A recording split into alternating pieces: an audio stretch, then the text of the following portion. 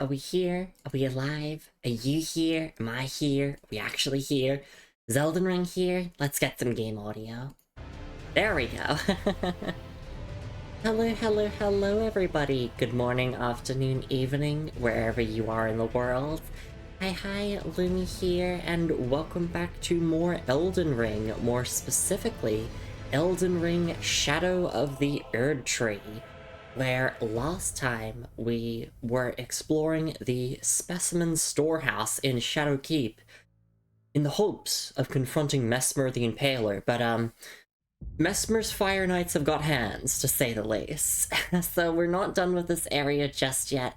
There's still a bunch of other items for us to obtain here, and I want to get all of that out of the way before we go and confront Messmer.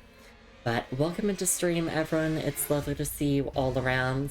Hello to Telv, and hello to Looney Ravenwitch, and thank you so much for the 35 stream streak. I really do appreciate it. And of course, hello to any lurkers and VOD watchers. Hope you're all having a magnificent morning, afternoon, evening as well. As for how I'm doing, I'm pretty good.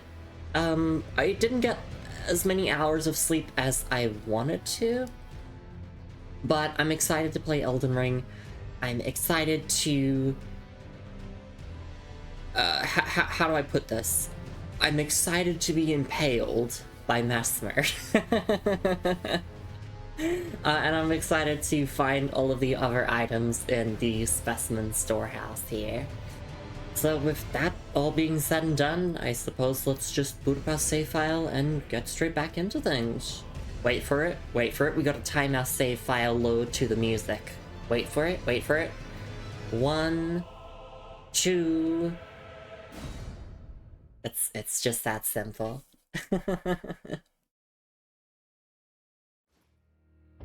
Alright, so we're back here in the specimen storehouse. Let me see. We're all caught up on our item descriptions. Right, oh yeah, we started last stream by grabbing the H1's Exaltation. We also got the Frenzy Flame perfume bottle. We got a cookbook and Talisman of the Dread. And of course we got a bunch of Fire Knight stuff, which is really nice. Distinguished by its red cape and twin golden snakes which adorn the neck, enhancing incantations of Messmer's flame. These were the only ones who truly knew Messmer, his flames like serpents, the painful fate that accompanied his accursed form. Yeah, okay. I just wanted to briefly look at some of these item descriptions again. Because I was pretty tired at the end of the previous stream. Winged Serpent is the token of Messmer's military forces. It is a wise friend which keeps the base serpent at bay and holds its power in check. Okay, impenetrable thorns. I'm not reading the whole descriptions, I'm just reading the only parts of them that actually have the bits of lore in them. Yeah, the image of the twisted shadow tree is an edict. Denounce their ways, do them harm, for they have abandoned us. And Fire Knight Helm. Each and every knight hailed from a renowned family of the Erdtree's upper echelons, but were shunned and chased from their homes after pledging allegiance to Messmer as their master. Sorcery was the strongest thing in DLC for a little bit. Hey Alex, it's lovely to see you around. Hope you're doing alright. Yeah, I was told the exact same thing last time, that this sorcery was like busted on the DLC release. It's one of those sorceries that require faith, but I realized you have to equip a catalyst for it, and I'm like, I'm not doing that just for this. And of course we defeated the captain of the Fire Knights coup last time. And we got a bit of R'hllana lore with the Carrion Thrusting Shields. Once wielded by R'hllana, the Twin Moon Knight, during her sole entry into ritual combat, a demonstration of fidelity to the Erdtree. Oh, and of course the most important thing that we got from last time was the Secret Rite Scroll, which I now know why the guide that I'm following recommends to give it to Onsfok after Messmer. It's because if you give it to Onsbach and you reload the area, so like if you fast travel, if you rest a grace, if you die, he just leaves Shadow Keep. And that's a problem because if you don't tell him about Freya and like her, you know, issues that she's going through, then you're basically forced to go down the route of Freya's questline where you don't give her an item that Onsbach gives you. So that's why the guide is probably recommending to give the scroll to Onsvok after Mesmer, just to make sure that you've actually talked to Freya by then. It just kind of completely changed how it works. It would be decent, but people often complain it doesn't hit the target. I see. Interesting. Yeah, if I was going to use any catalyst with it, I'd probably use the Prince of Death stuff, because that has a bit of faith in it. But, 9 intelligence? Girl isn't costing shit. I mean, even if it's only faith, it's like, I'd be limiting myself to the thorn-based sorceries, since those are the faith ones. Yeah, the most important item we picked up last time was the Secret Rite Scroll, which, you know what, I'll read its whole description again, why not? Secret Rite Scroll. A scroll made of white tree bark. Few can decipher the scroll, which describes the secret rite of the Divine Gateway, said to be found at the tower enshrouded by shadow. The Lord will usher in a god's return, and the Lord's soul will require a vessel. Yep, and my current game theory is that Mohg's body is going to be used as a vessel for the Lord's soul. I mean, that's why Mohg's body was taken and brought to Mikola here in the Realm of Shadow. It gets a buff from Staff of the Guilty, which doesn't have an int requirement. Right, because that one enhances thorn-based sorceries. And thank you for the head pats, Ominous. Hope you're doing alright. Lovely to see you around. We're about to explore the rest of the Specimen Storehouse here. We didn't quite get everything. We didn't fully explore the place. We do have the Grace right in front of Mesmer's boss room now, so we can do that whenever. So it's just like we're backtracking and getting everything that we missed in the meantime.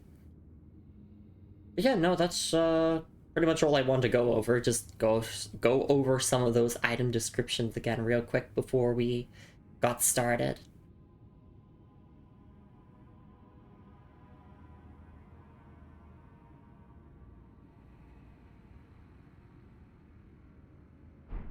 Okay. So where are we at the moment? This is the back section, right? Yeah. I guess the only annoying thing that we could go and give this girl to Onsvok now and do this stuff with Freya, but I'll just do it after Mesmer. You know, like, that can be our little bits of extra lore after Mesmer. When you go on that scroll and never know where to take it, you give it to Onsvok, who was here in Shadowkeep.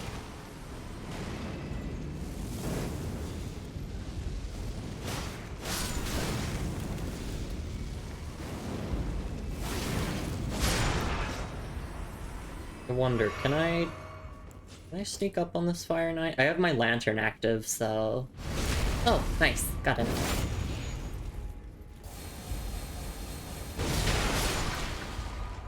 Yeah, I am not fighting those with Milady anymore. Going ahead. Telv here is saying, got a friend into cocktails. She's upset she can't drink the cheap stuff now. Sent her samples some of my bottles. She yearns for the green chatteroos, which is like 60 euro bottle. I'm so evil. You are. You are. You've exposed your friend to the good stuff. And now they can never go back. The burden of knowledge. Alright, so we can go up this ladder here. Did I activate the martyr thing here? Yes, I did. I don't need to because I'm not summoning, but like, I kind of want to activate them all for completion purposes, although I'm pretty sure there's some ones that I might have missed in Limgrave before I got into the habit of activating them frequently. First of you now hate Campari. Alright, I can quick climb here.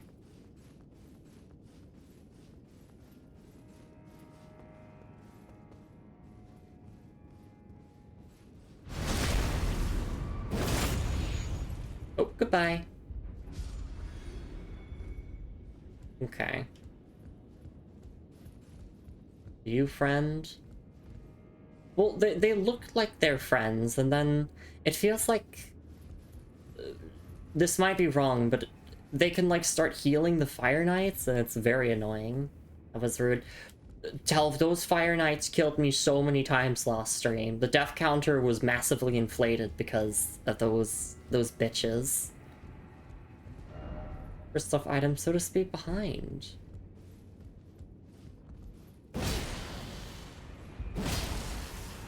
Yeah, we're almost at 700, and these fuckers are to blame. But if you use a greatsword, then you can just smack them and they can't do anything about it. Yeah, we gotta see how long we can stay at 699 for. But yeah, I was trying to fight them with Milady, and Milady does not really do a good job at interrupting them at all. So that just led to a lot of deaths.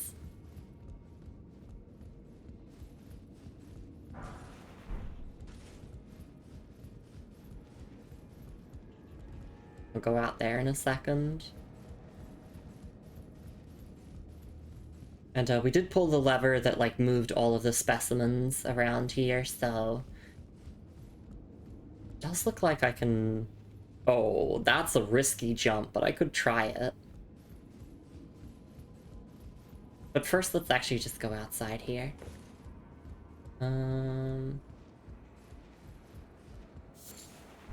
Shadow sunflowers. Guessing our video is so interesting, they made special armors to take a lance to the face. Exactly. Because lances are terrifying to fight against. Big pokey sticks. Praise the snake. What do you mean, praise the snake? Like, praise Mesmer? Visions of I did it. Yay! This is the top section, is it not?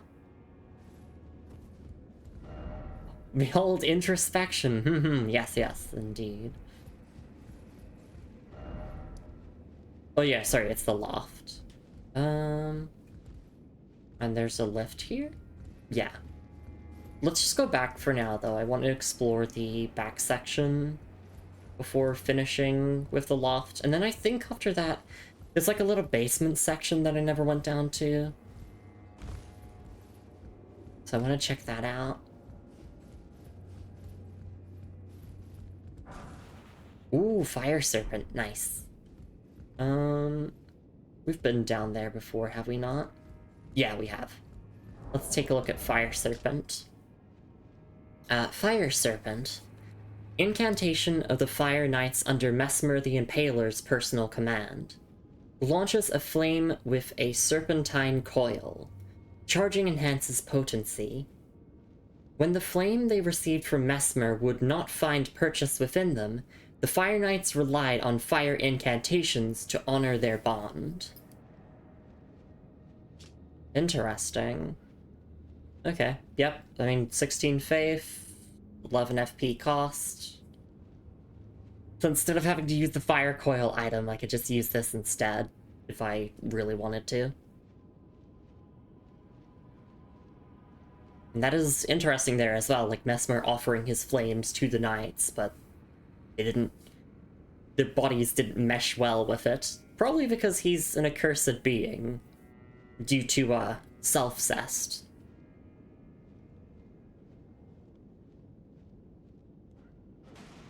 Oh, I hear enemies moving about. Let me just read this again in my head and then we'll move on.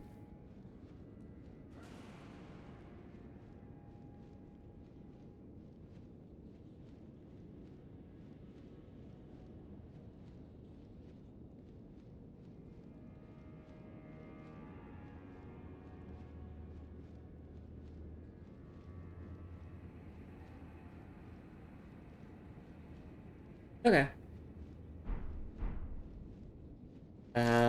Tal says most nations top using knight/cavalry because pike formation counters or countered them hard. And the Polish hussars simply made their lances longer. Yeah. What if the pointy stick was bigger? Okay, I'm wondering if there's any reason to jump down onto here. I feel like I'm gonna die. Do we risk it? Do we risk getting to 700 deaths this soon? Or what would I get from there? I'm just wondering, do those chains have collision? Fuck it, we won't. Okay, they don't. Thank goodness.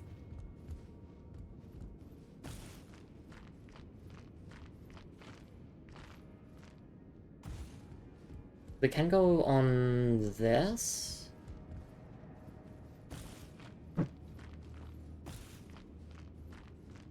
my lord. Will I ever make sense of this jumble? Oh my god, Freya, I get it. She's just repeating that dialogue over and over until we talk to Unfuck. Oh wait, this is just leading back to where we were before, is it not? Yeah, it is. Alright, well in that case we can just fast travel to the loft.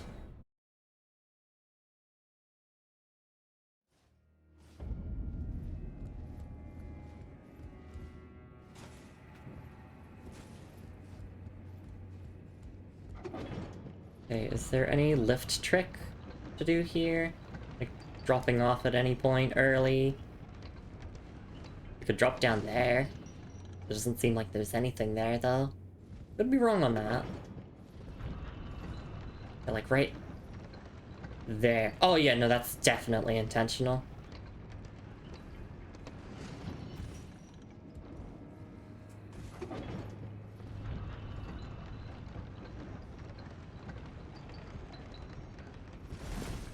Ooh, that was close. Oh, and you're telling me that just leads to nothing? I put in all that effort for nothing? First off, not here. Exactly.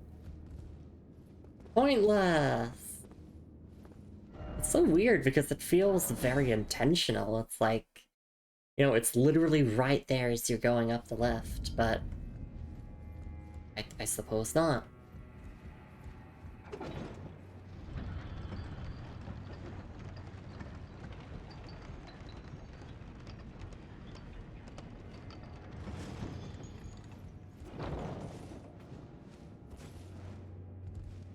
Oh, well, there's an item there. I'm pulling out my shield preemptively.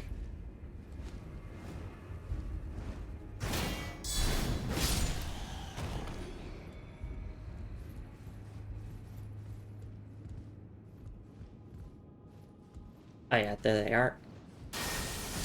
I'm just hoping that by stepping forward with Lightning Spear, I'm not gonna accidentally step off the ledge.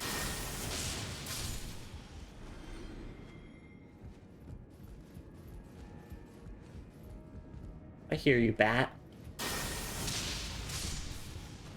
Plus Lightning Spear.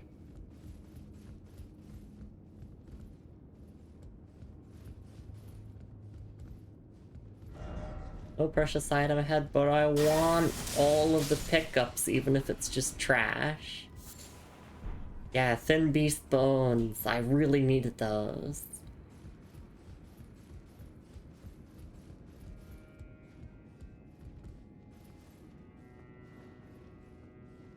But the thing is that I don't know what the items are until I pick them up. So I kind of have to see, like, what's actually worth it or not.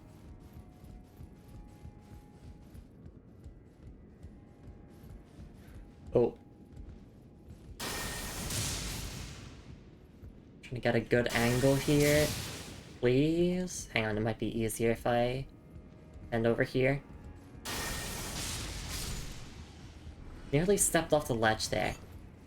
I feel like the chances of death up here are very likely. I can fully see myself dying to falling here.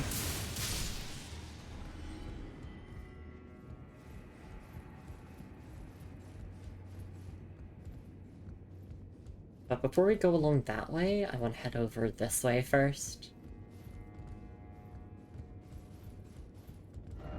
Alright, yeah, look!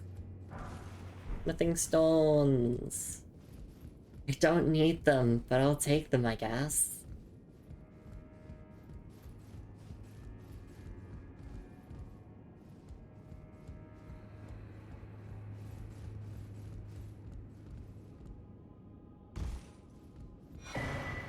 Wrath from afar. Ooh! We've actually seen some enemies use that. Or one of the Fire Knights uses it.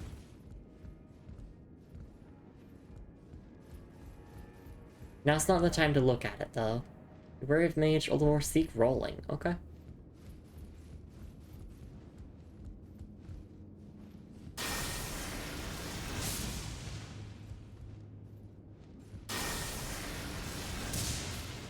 Why is it moving back and forth like it's a stealth, like, game?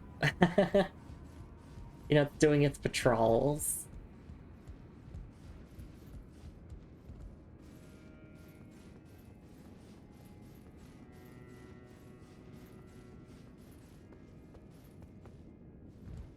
Oh, yeah. Aye. Alright, we can stun lock them with Lightning Spear, I believe. If I'm fast enough, that is.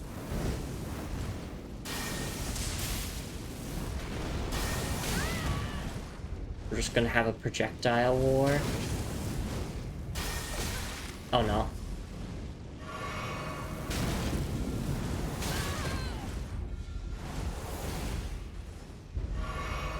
You know what? I'm not doing this at range.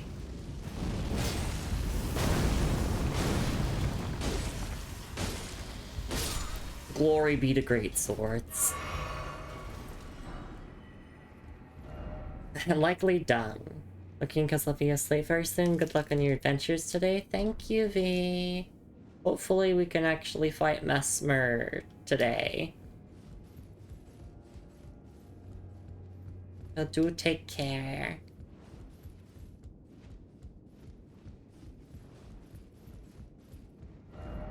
Sir, item ahead there for try lift. Okay. The people recommend I try the lift. I will go for the left.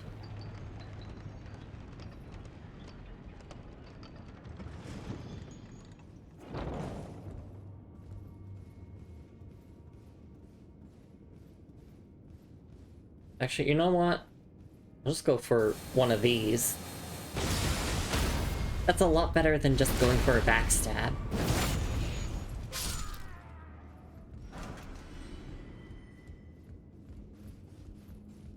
Have I not been down here before, though?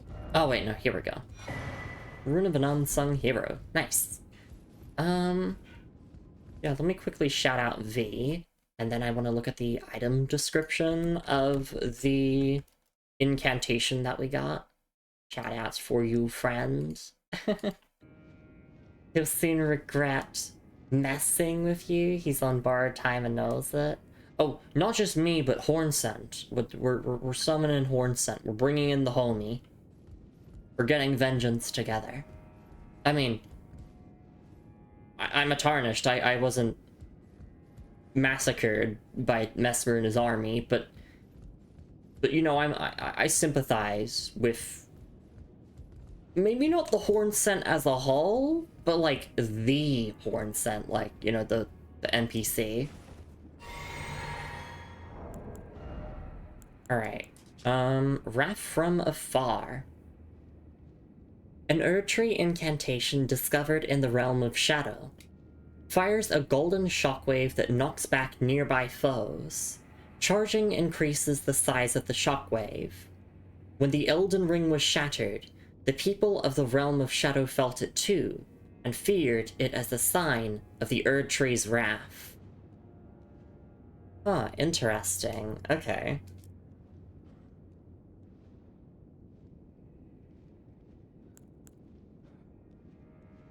As for whether I'll use this or not, I don't know.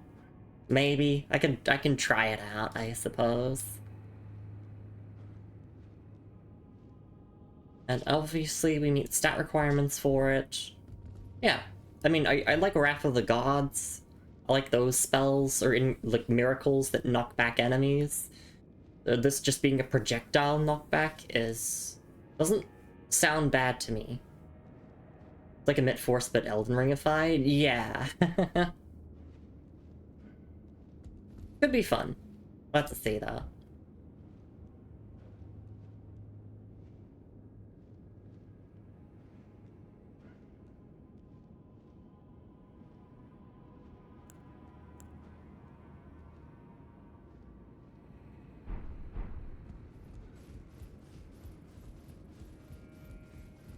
So far, my favorite DLC incantation has to be either multi-layered Ring of Light or Giant Golden Arc. Multi-layered Ring of Light is so fun. The fact that you get it right before Putrescent Night.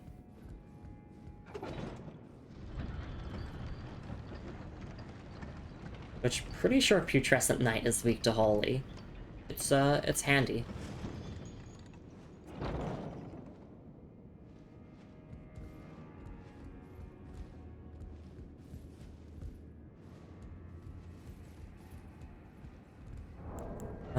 Alright, we already read the description of Ruin of an Unsung Hero. But I mean, just to look at it again anyway, like, I mean, 50,000 runes, that's pretty good. But the great heroes of the war were richly blessed by the grace of the Erd Tree, but were not honored in death.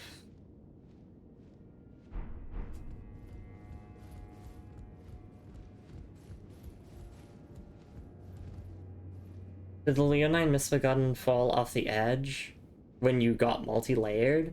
No, it did not. We just fought it normally. It is, says Looney. Thank you. V says, "Curse you, Mesmer! Behold, a true god slayer, and I, Horn Sent. Tough and fast you may be, you foul demon, but I will brittle your bones with an onslaught of attacks. You will rue this day." Could you fucking imagine if Horn Sent just, like, stole Egon's monologue and just changed it slightly? Because, like, hopefully he will have dialogue for Mesmer.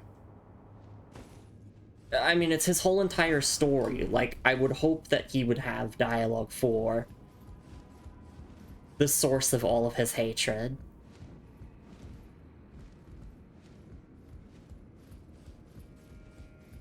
Oh, which, I mean, also, that means that we sided with Hornsent over Letta.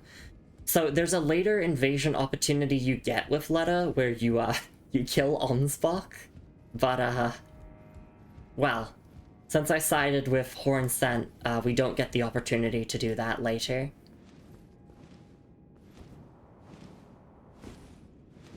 You can also just choose to skip that invasion opportunity with Letta and Hornsent. That bat just fell. You can just skip it, and if you do that, then you don't get any rewards, but at the very least, you don't upset Letta and... What is wrong with this bat? You don't upset Letta, and you also get to keep Hornsent alive. That's all for me. Take care, y'all. Have a good one. Thank you for being here, V. Thanks for stopping by, as always. And hopefully the VOD will be worth the watch. We could just skip ahead to where Mesmer is in the VOD. Snake snake. Yeah, there it is. That's a symbol that's been, like, reoccurring through the base game, and now it makes sense because it's connected to Mesmer.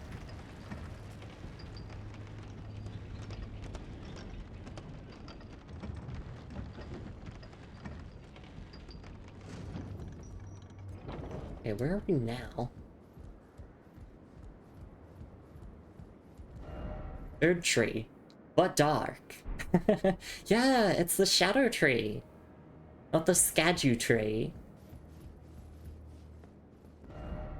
No, you don't have the right ahead. It looks like that could be a shortcut door, but I suppose not.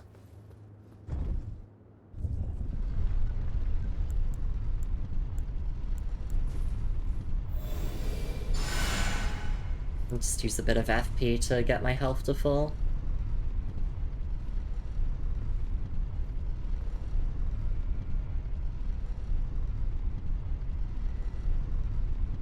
I just got a bloody die.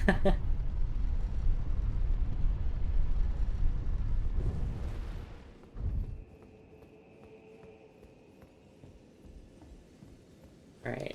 Before we touch that grace, I'm gonna grab this.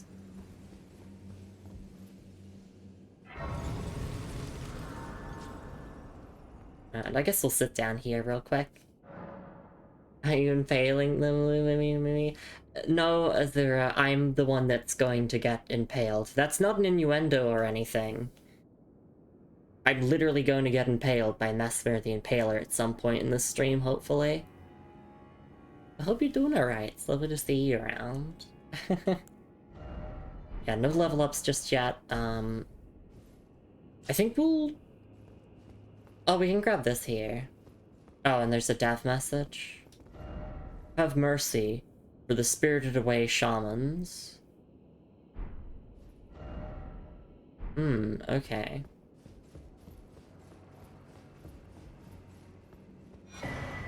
Tree fragment, very nice. Right, gesturing required head. So I do know this. You're meant to use the O Mother gesture here to open up a new area that lets you explore this section of the map. The guide that I'm following suggests doing this, like, pretty much as one of the last areas we explore. And I'm not going to explore past the back gate here just yet. That fucking looks like a boss arena right there, and I don't really feel like doing that at the moment. I haven't thought of it in that way, at least not without consent, that I can draw it. Oh, you can draw loot to my VTuber, that's fine.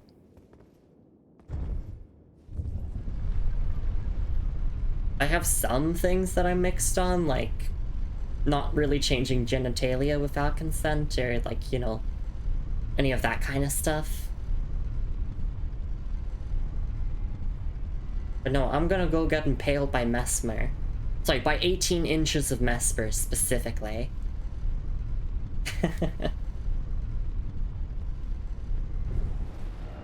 Is that everything here?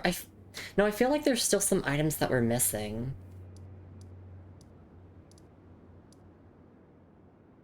Does everyone remember this information? Thank. You're welcome. Oh right, there's the little basement section that I haven't been to yet.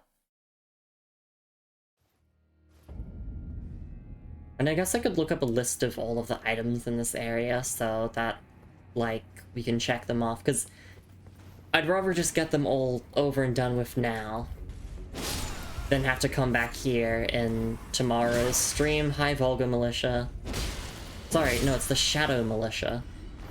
They're different from the Vulgar Militia, because they're the Shadow variation.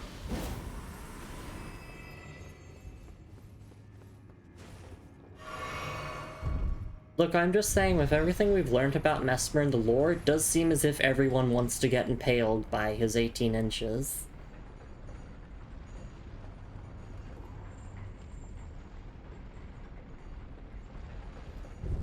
Like, people loyal to Mesmer are, like, really loyal to him.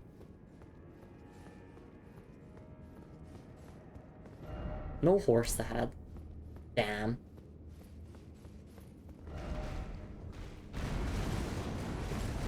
Hi there, Pot.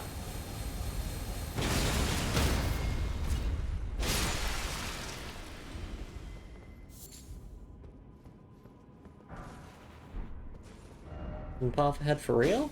Nope, of course it's never a hidden path ahead. Likely liar, yeah. How many Shadow Tree fragments do I have? I've got one on me. Okay. We're not getting another level, another level for quite a while. Curve left and short stealth. No, I won't be stealthy. I'll just dodge.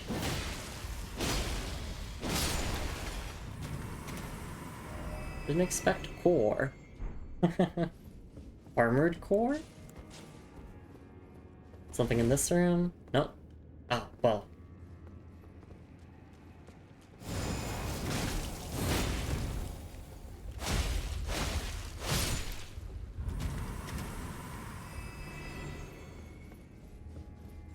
Yeah, armored core? I remember there was some messages people wrote like that in Dark Souls 3. Asher War Wall of Sparks. Ooh. We can jump down there? Or we could just find another way around.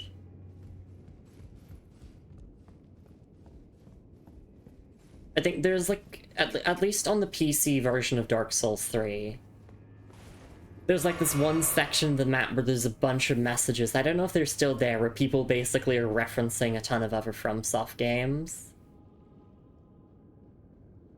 Can't penetrate my wall of sparks. Read slow typing one hand, because my right hand's wrapped up at the moment. Aww, I'm sorry to hear that. Hidden path ahead, hidden path ahead. For real? Oh, they weren't kidding. They were actually telling the truth this time. Battlefield Priest Cookbook 4. Alright, let's take a look at our loot. Starting with the Battlefield Priest's Cookbook 4. A record of crafting techniques left by the devout battlefield priests. These keepers of the faith fought bitterly to spread their gospel in the realm of shadow, where there was no Erdtree to gaze upon. Acquired the knowledge to craft the following: Sun Warmth Stone. Okay, so that's just an upgraded warming stone, I assume. That's pretty nice.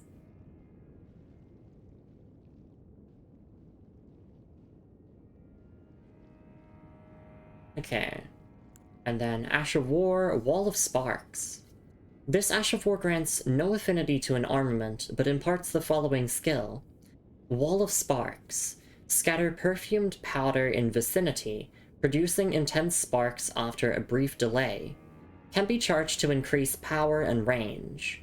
The properties of the sparks are determined by the perfume bottle used, and usable on perfume bottles. I think Sun Warmth stacks with the other warming stones. Ooh, okay. I don't often look at the item descriptions of, like, crafting items, but we'll look at the item description of the Sun Warmth Stone. Sun Warmth Stone. Spirit Grave Stone blessed with an Erdtree incantation. Craftable item. Uses FP to generate sun warmth, continuously restoring the HP of those nearby. Has a more potent effect than a warming stone. Sunlight feels all the warmer in darkened lands. Nice. At least it stacks with the Frenzy Stone. Okay, doesn't the Frenzy Stone...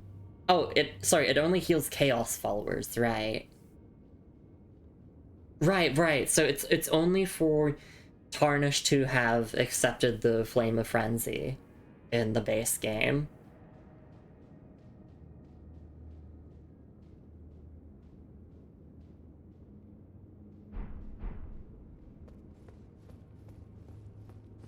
Any other hidden walls here? Probably not.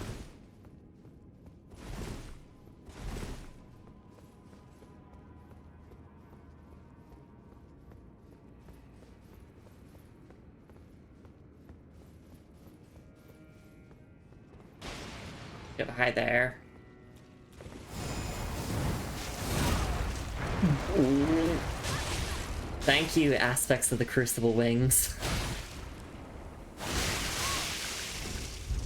It's one of those weapon skills where I don't think it's all that amazing, but it just looks cool, and that's reason enough to use it.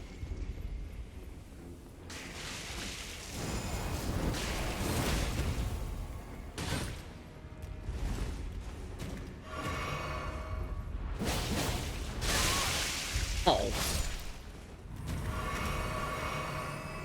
Hey Sharks, hope you're doing alright. Lovely to see you around.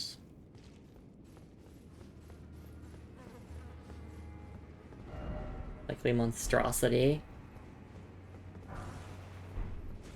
Some innard meat. I think the description of that.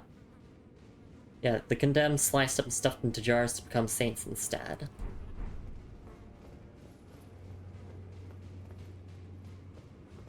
Just clicked that we've had a fashion change. Yeah, using the Death Knight armor from Godwin's Knight. Actually, are they just friendly? They're just running around as friends. Paragraph, all the more praise the corpse. I'm not reading that message. Oh, we're not friends, are we? Yeah, I kind of feel bad for changing my fashion because I do have an art commission coming, like, in the coming few months, I presume. That's got my tarnished wearing the Crucible Knight armor, so it's gonna be a little bit outdated in terms of fashion, and I don't feel like going, hey, can you quickly change the entire armor? Like, I know that drawing armor is a pain in the arsenal, but can you change that real quick?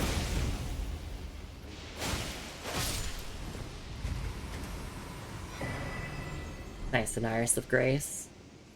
But who's to say that I'm not going to change my fashion another time before the end of the game? Hefty Crackpot.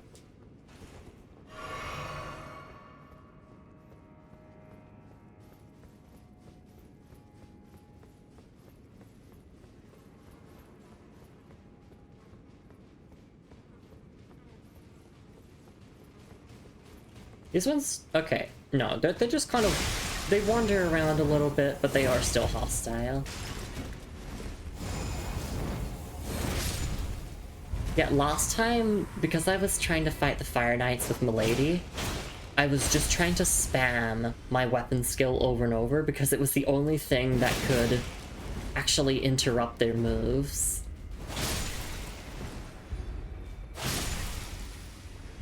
But that just led to a lot of situations where I ended up getting counter hit and just getting deleted.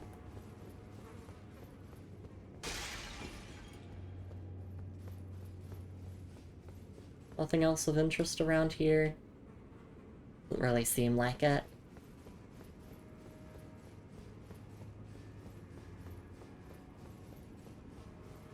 Right, and also there is still value to holding onto those Iris of Graces and Iris of Occultations because there's 2 quest lines where you can use those items for different results. Thank you. Thank you, Lump Flash. Really do appreciate it.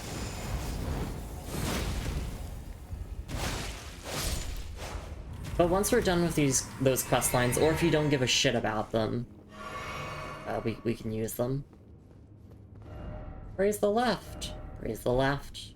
And let me guess, you head over here and it says praise the right? Nope, because no one fucks with right-wingers. Got him.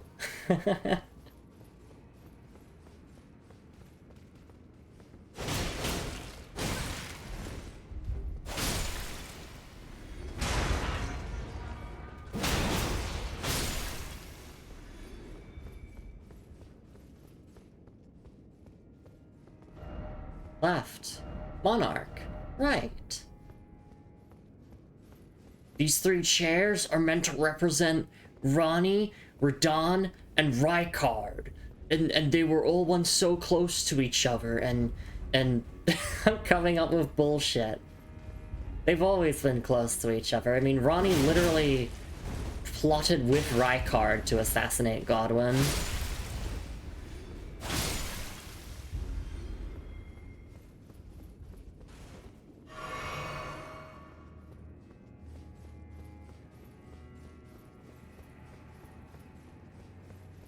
I was just trying to be one of those lore YouTubers for a moment.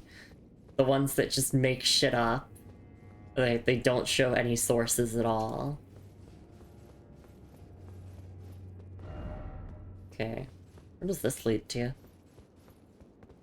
It does kind of feel like the Shadowkeep here is almost like a central hub to the late game areas of the DLC. Because obviously we can't get to the upper ancient ruins until we finish this place, and then, like, that area and beyond is locked behind Shadowkeep, and this area and beyond is locked behind Shadowkeep.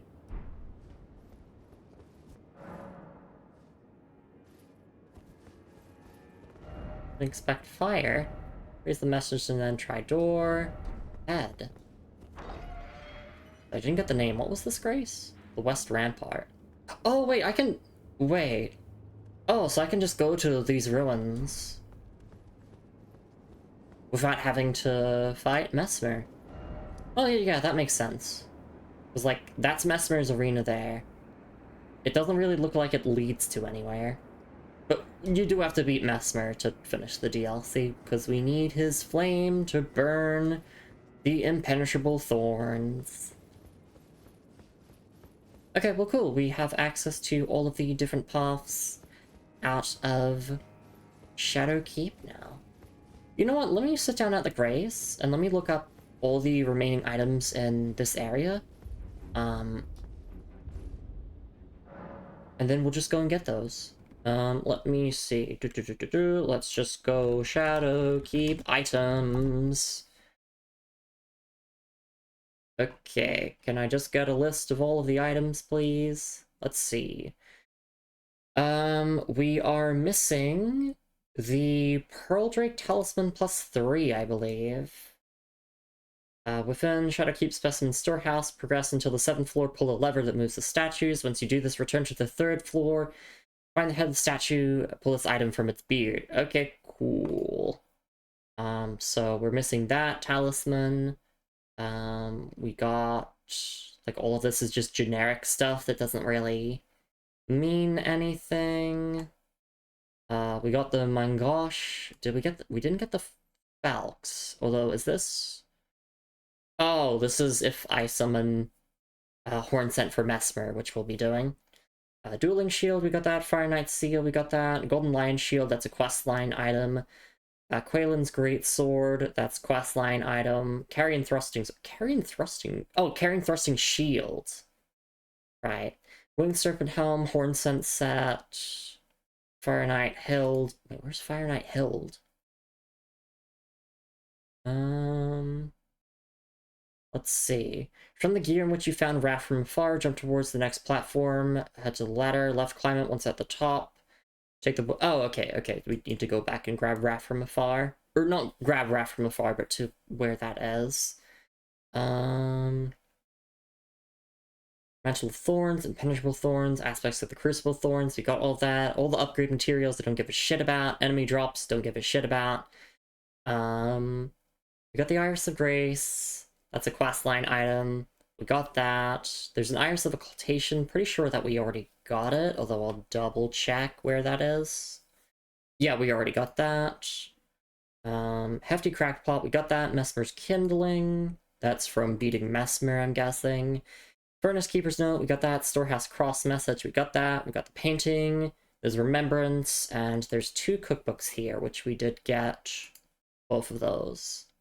Okay, cool, so we're just getting a talisman and a spirit ash, and that seems to be basically all that we're missing here. Let me see. Our Pearl Drake talisman. Okay, I think that's everything. If there's anything that you all might think that I'm missing, feel free to ask. We can check my inventory and see if we actually did get that. Otherwise, I think we're good to just keep exploring for a little bit longer. Shark says, I've been lurking for like a month or 2, got really sick, better now, still recovering from the fatigue caused by it. Yeah, fatigue is a terrible thing to deal with. I deal with it every single day. But thank you for always tuning in to lurk at the very least. It's all very appreciated. Okay, so we go to the 3rd floor. Where is the 3rd floor? Wait. I guess I'll just go to the 4th floor, Grace, and then go down one.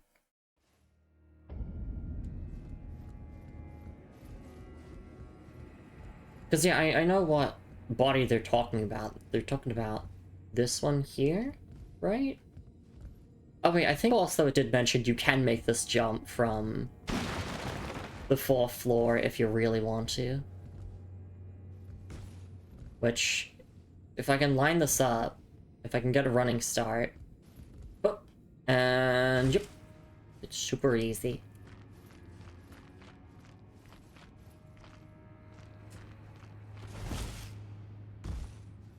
There we go. Pearl Drake Talisman +3. Oh, I see. So yeah, this is where you normally would grab it.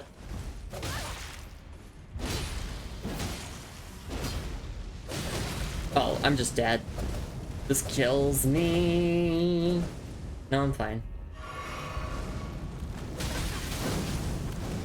Yeah, these... Okay, well that's Def 700. These motherfuckers are the reason why I died so much last time and we made basically zero progress.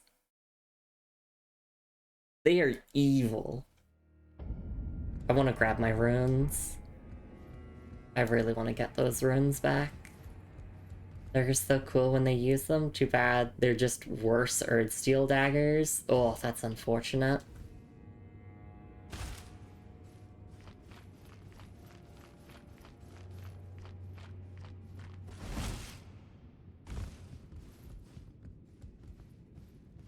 Oh, nope, you just immediately spotted me. Okay.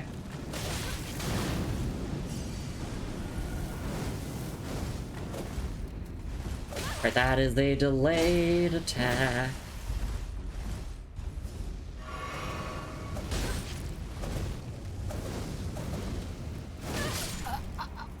Okay, 701. Oh, we are not done. It rhymes, so it's true. I was making jokes that, like, potentially we will beat Mesmer in less deaths than it took for me to get through these Fire Knights. Especially since we're summoning, like... Summon should make it significantly easier since I won't have to deal with the aggro on me the whole time.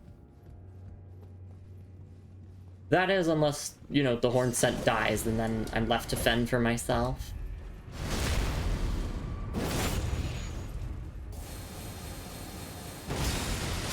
But, I'll make sure to buff him with, Protection of the Earth Tree. Anyway, we got that, and now is the Spirit Ash that we missed, which is, like, up here in the loft.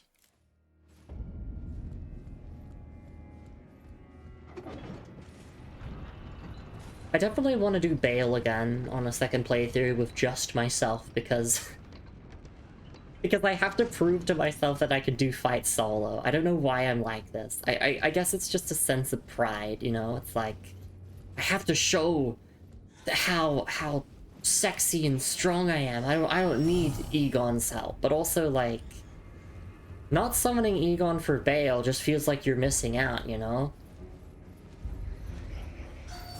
It's like, did you really play Shadow of the Erdtree if you didn't hear Curse You Bale?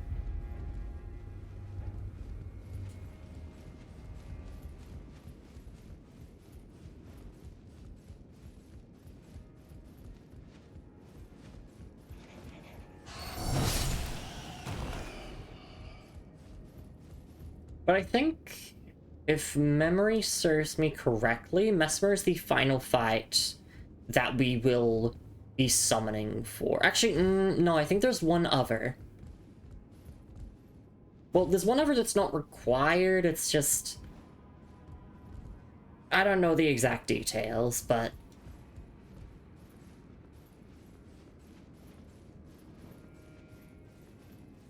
I think after Mesmer, we're doing the majority of the remaining fights solo.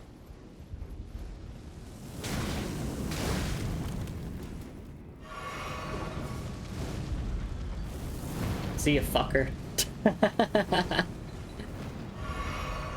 What sort of signs inside? It's basically free. Yeah! That's very true.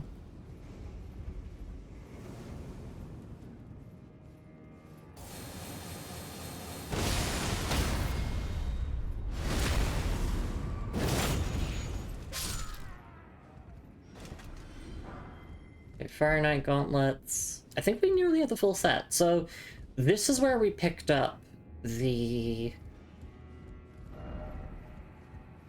Oh wait, no. This is where we picked up a Rune of an Unsung Hero. Where was the Wrath from Afar again? Oh, it was like on the little cog thing. Where the fuck is this spirit ash? I need to read the description again. Where it is.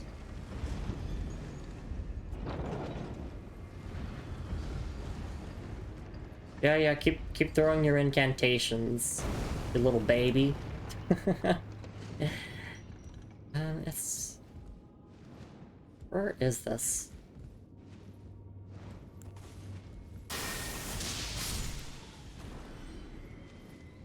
I'm gonna clear out the bats, just so that I can have some peace of mind. You motherfucker!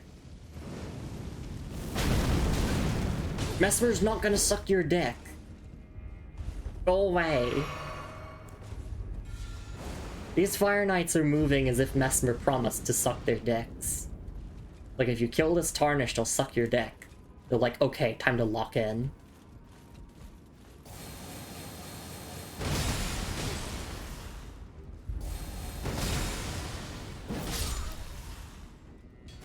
Take more drops from them, though. Another Fire Knight helm? Okay. Yeah, but no, isn't that there where we got Wrath from afar? Probably be easier if I just looked up a video of where it was. I find that easier than written descriptions. Here, and then we go along here. And... Nope. I don't know where they're talking about. I'm gonna look it up.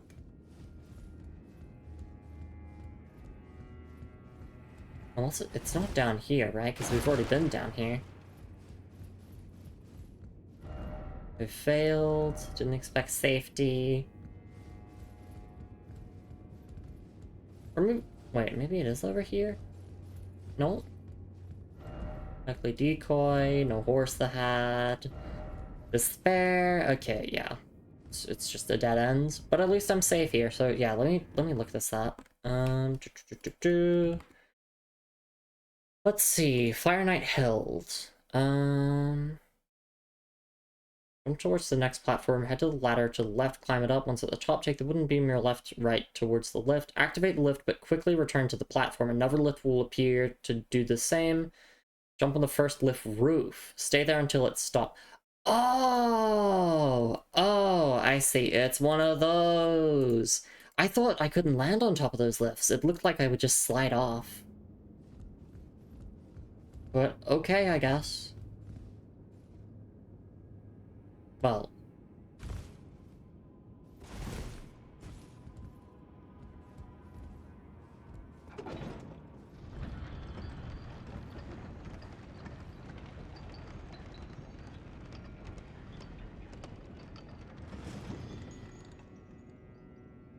Okay. Now I just... Oh, there it is! I lifted short thing carefully. Oh my goodness. I feel so silly. It's... Video gamers, when they have to look up, they're like, oh, I don't want to look up, it's too scary! I am video gamers. Yeah, I'm a gamer. Yeah, I play video games.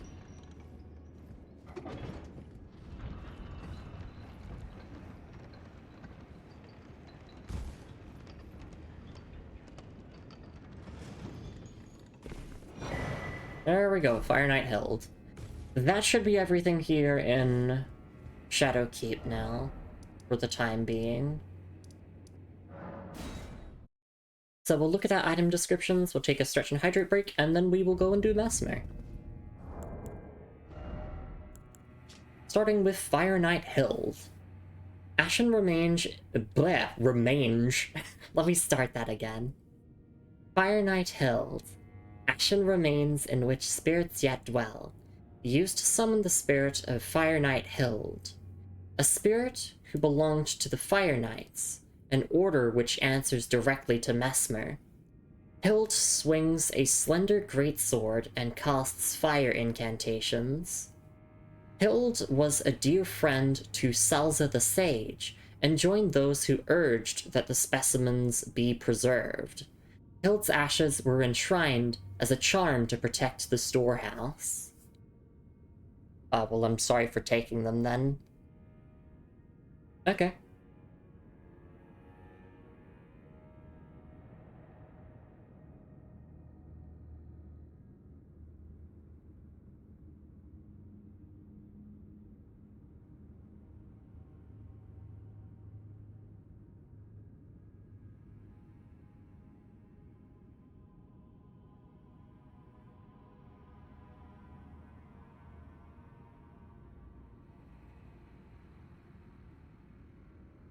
Yeah, I don't know who Salza is. That's the first time that's ever been mentioned. Or that name has been mentioned, but guess we'll find out more later.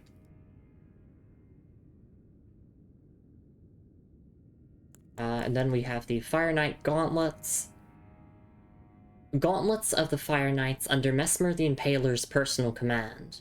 Each and every knight hailed from a renowned family of the Erdtree's upper echelons, but were shunned and chased from their homes after pledging allegiance to Mesmer as their master. Okay.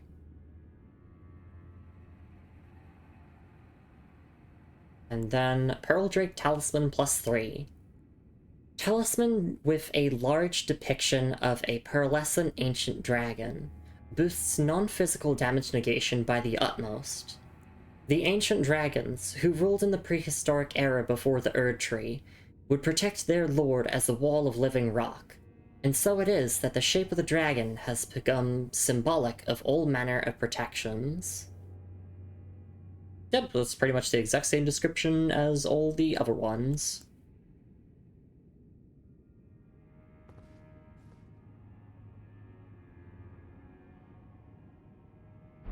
Let's actually see if we can sneak in a level up here before we do Mesmer. Well, before we have a break and before we do Mesmer. How many runes do I need to my next level? Like... 100... blah, blah. Numbers. Let me see. I could use one Marika's rune. I'll do that. And then we just need 400,000 more.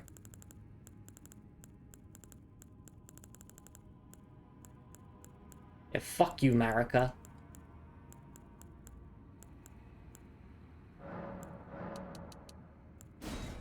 I'm so determined to hold on to one copy of every single rune. Okay, there we go. So what we're doing at the moment is we're just leveling our stats to what they would be if we didn't have Radigan's Source Seal equipped, so that we can eventually unequip Radigan's Source Seal, because, yeah, the damage, like, increase from it is, like, fairly negligible, like, it's not really too noticeable. But I think it would be nice to have a more flexible talisman slot, you know, be able to actually use some other talismans instead of Radigan's Source Seal. So we're getting endurance to 50, strength to 55, dex to 25, and then that's that. Like, what else am I gonna level? Intelligence? Haha, nice joke.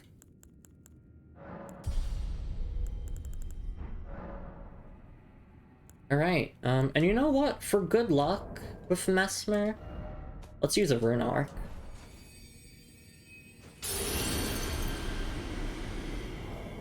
Okay, Mesmer is absolutely going to be using flames, so I will take a Flame Drake Talisman +3.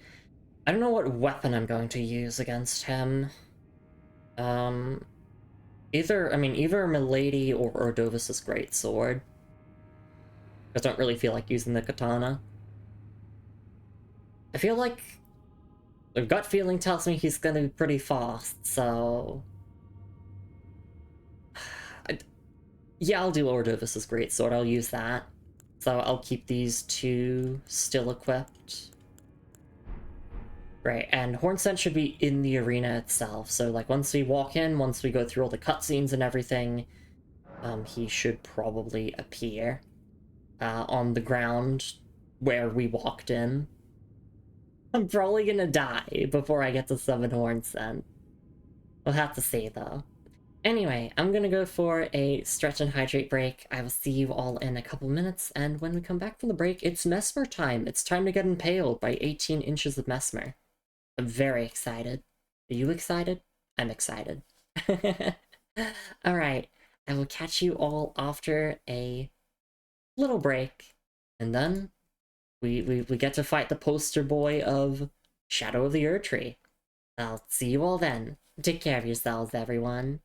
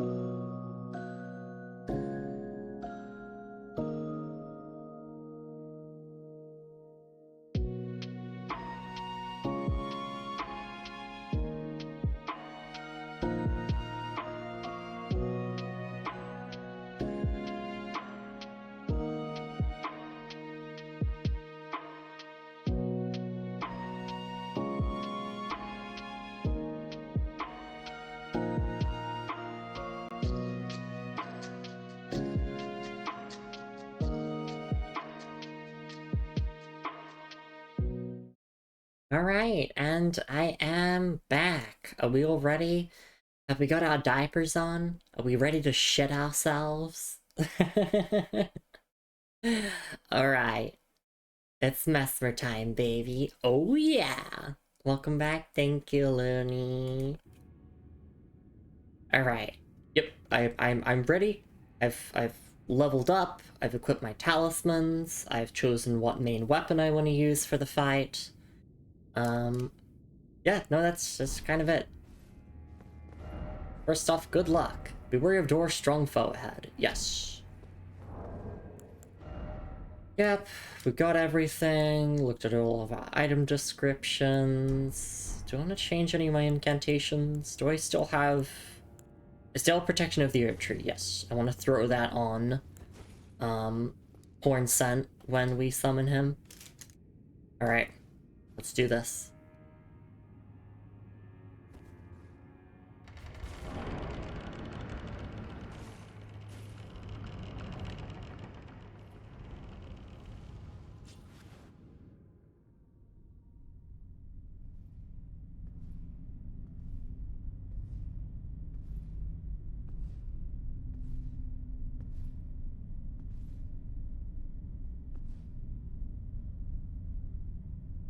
Mongrel intruder.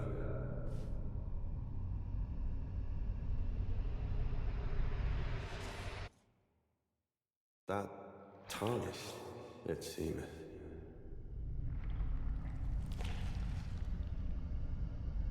Mother, wouldst thou truly lordship sanction in one so bereft of light?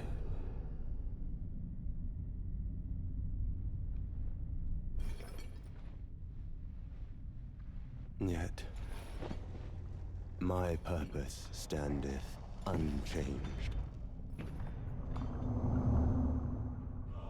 Those stripped of the grace of gold shall all meet death.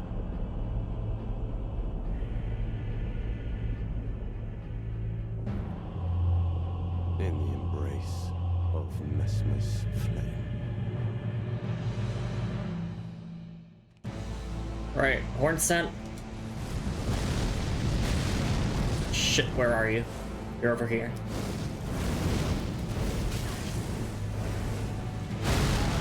Mesmer, foe of my beloved people, in vengeance for the flame, my blade I wield.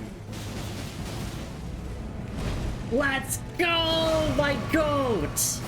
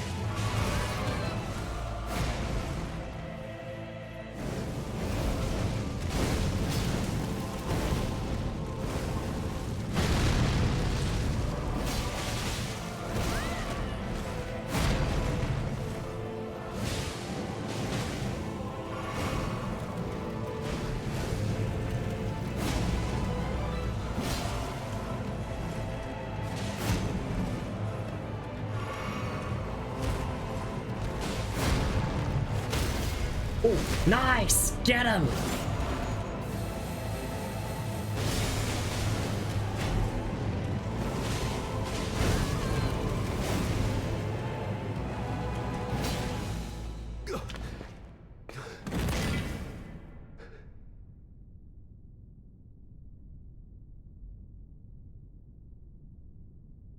I will not suffer.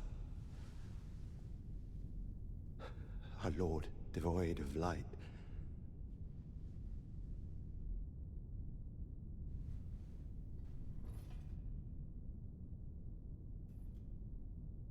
No, Mother.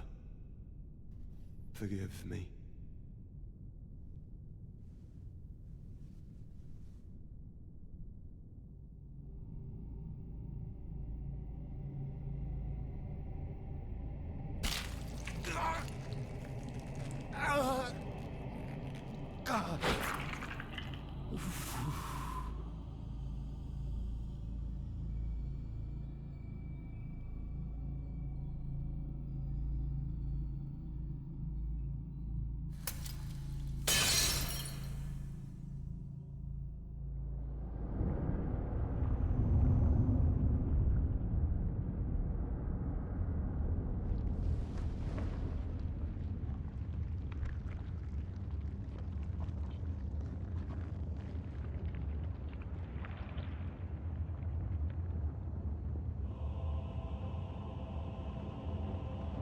soon tarnished.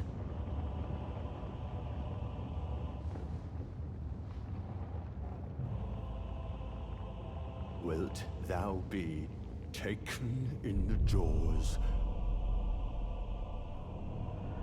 of the abyssal serpent, shorn of light? Base. Okay. Yep, this is the base serpent that the winged one was keeping in check.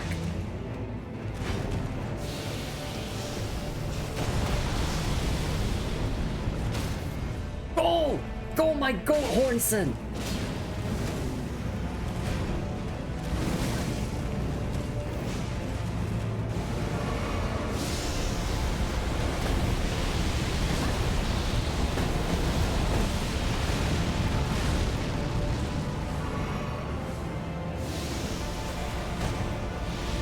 Well, Hornson's out.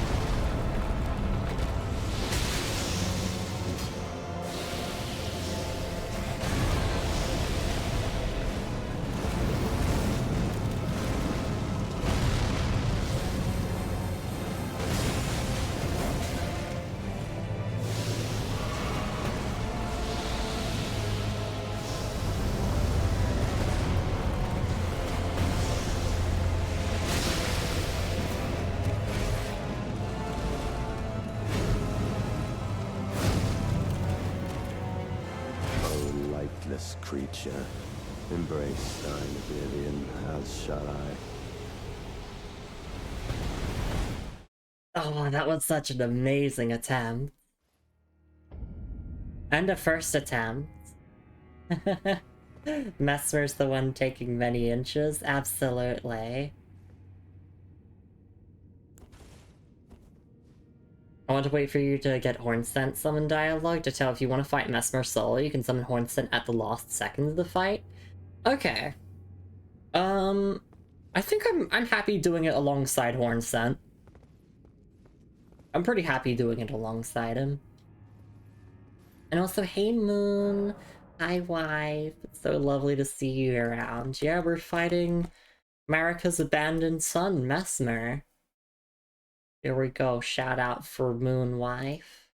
You know, I think I'm happy to fight Mesmer alongside Hornsent. For that real, like, story gameplay immersion. Yeah, that's a lot to unpack from that fight. That's a lot to unpack from the cutscenes and everything.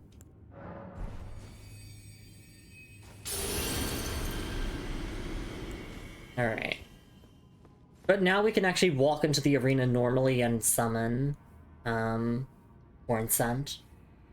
My wife, I'm crushing on you so hard. I'm crushing on you as well, darling. Let's get married. Watch me kill Mesmer the Impaler.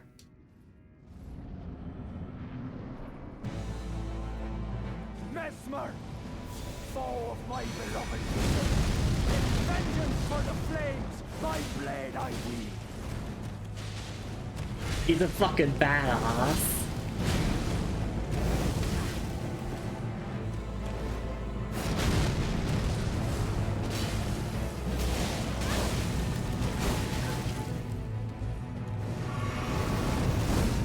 This moveset seems like pretty simple now that I've had time to observe it thanks to Hornsent taking the aggro.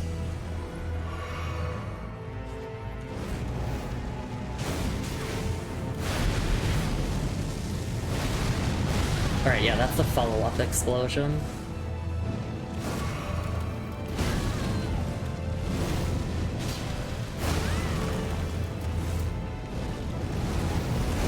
Restricted the grace of gold, shall we? in the embrace of Mesmer's flame. It's the first attempt curse. The first attempt is always like your best one, and then you start struggling for the next few. What you peg Mesmer? I will. At least I get to see his dialogue for when he kills you. Mesmer, foe of my beloved people, in vengeance for the flames, my blade I wield.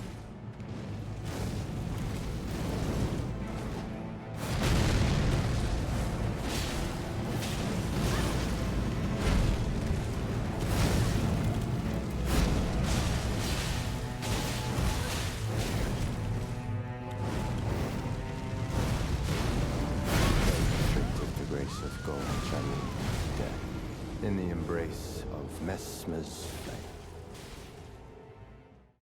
In the embrace of Mesmer's flame. No, now I'm the one getting impaled.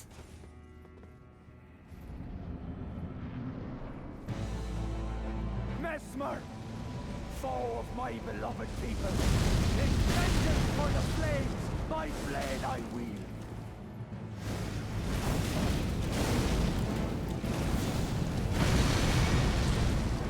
I don't think that got horn sent.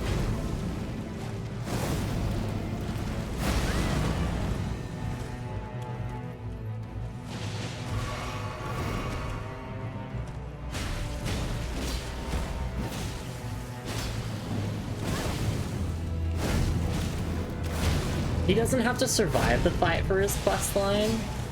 He just has to be summoned at any point during it, as Lumi mentions.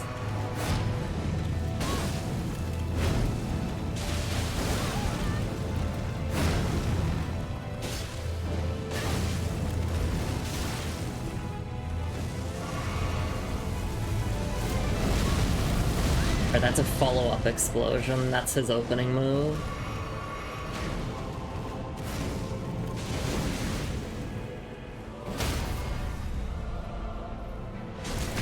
Don't worry, I got you.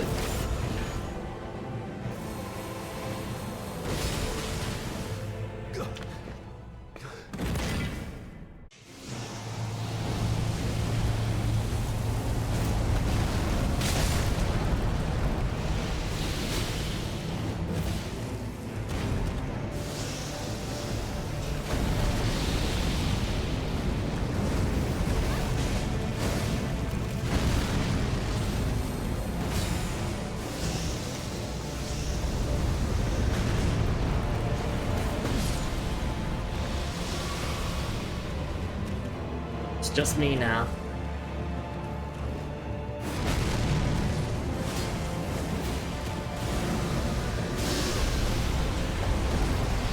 O lightless creature, embrace thine oblivion, as shall I. Yeah, I kind of went for my flask a bit too early.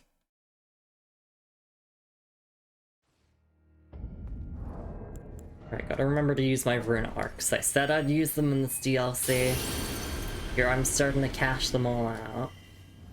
I'm gonna dodge the opening move and then cast my incantation. Foe of my beloved people, in vengeance for the flames, my blade I wield.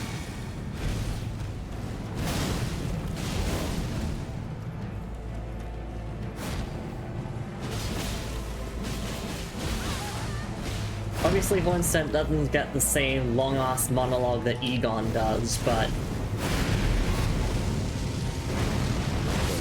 The grace of God shall all death, in the embrace of Mesmer's flame. he still does get a badass line. Well, he gets two badass lines.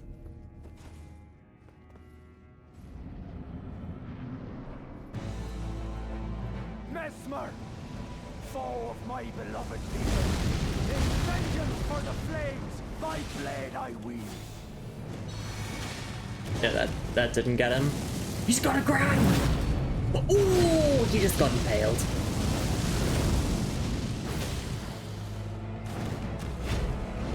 I mean, they don't call him Mesmer the Impaler for nothing.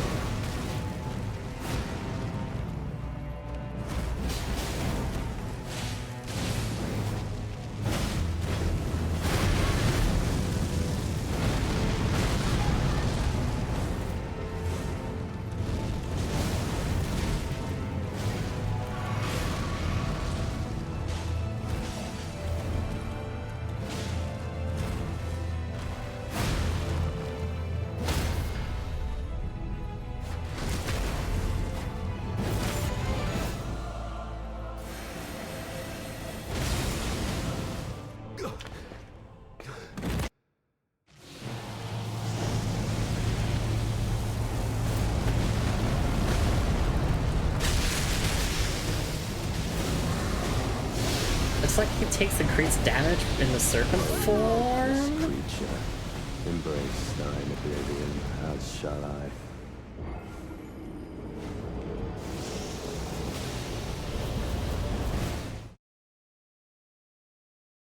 I feel like we can get this within this stream, especially since Hornsent is making getting to phase 2 pretty consistent. I mean, I nearly won on my first go. I was so close. Mesmer! Foe of my beloved people!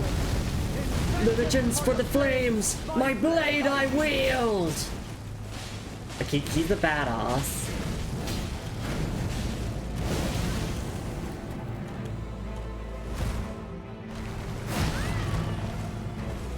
This DLC has some of the best story gameplay integration I've seen in FromSoft. And it's just summoning NPCs for boss fights where it ties to their narrative.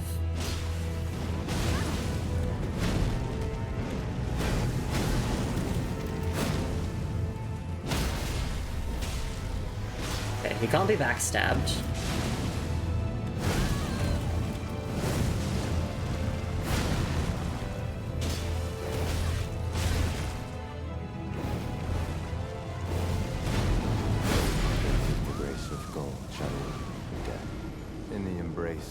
Mesmer's flame.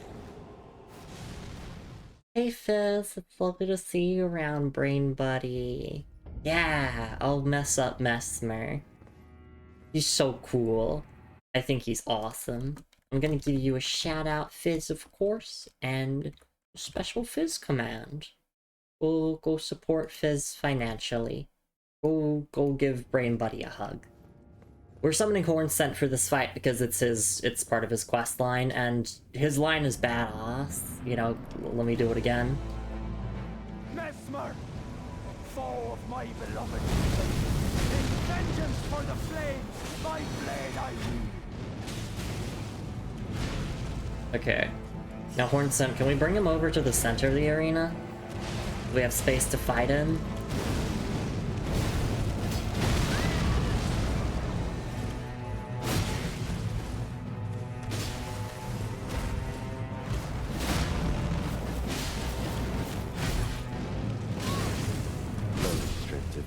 Of gold shadow death in the embrace of Mesmer's flame.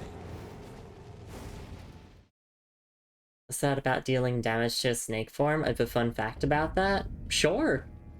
Feel free to share while I go through these attempts.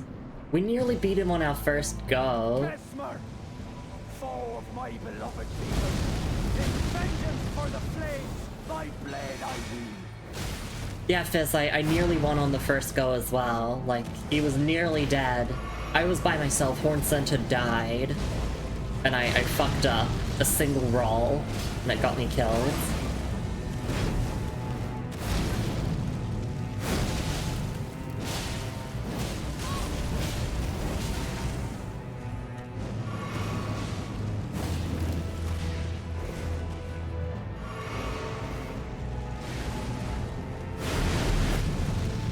And then this has a follow-up.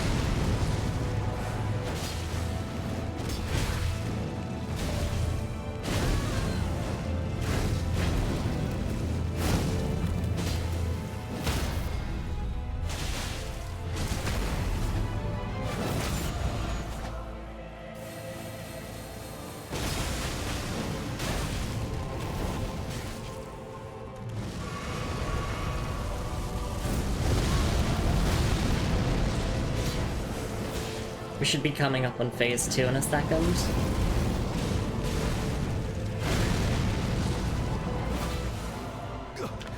There we go. I'll talk over the cutscene, we've seen it before. He literally takes hits twice in those moments. I've seen people with charged tech builds accidentally one-shot his second phase on more than one occasion. Huh, I see. Our lord, devoid of light. Alright, and then he rips his eye out, and then the base serpent comes out.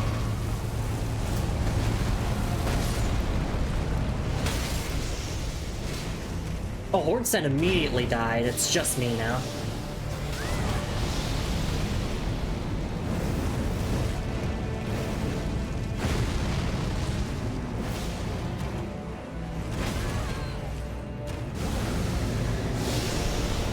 Oh, I'm getting killed here. O lightless creature, embrace thine oblivion, as shall I. That's a pretty basic combo to dodge. I just like, I freeze up when it starts happening and I start fumbling.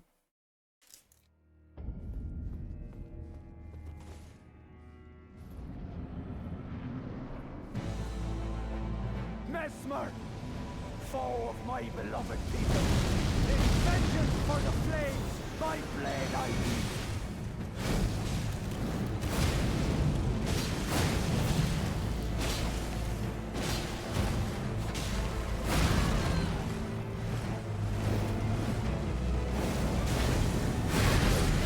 The grace of gold shadow, death. That attack is In the still giving me embrace some of trouble. It's a side roll, I know. It's meant to catch you rolling backwards.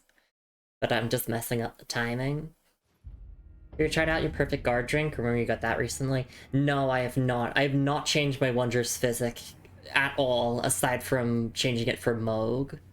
So we just have the half health, like the half HP heal and the passive health regen and on my Wondrous Physic. I have not tried it. Mesmer, It's not set for Moog, no. my beloved people, in vengeance I for made the sure to change it flames, back. my blade I wield.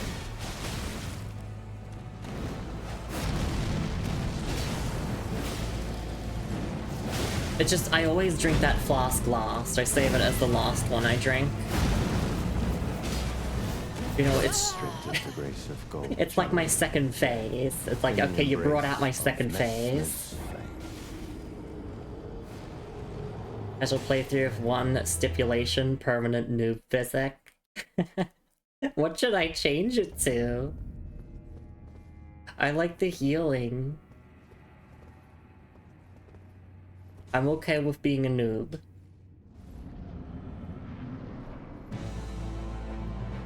Mesmer, foe of my beloved people, in vengeance for the flames, my blade I wield.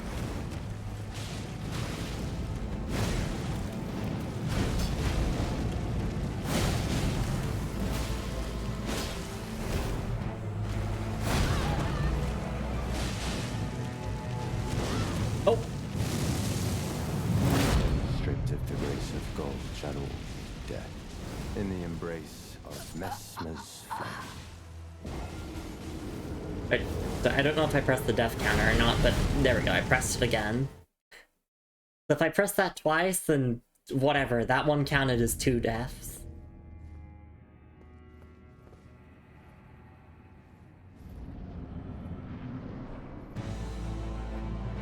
Mesmer, foe of my beloved people, in vengeance for the flames, my blade I wield.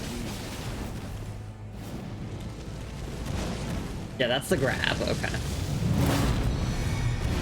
Did that still buff Horn Scent?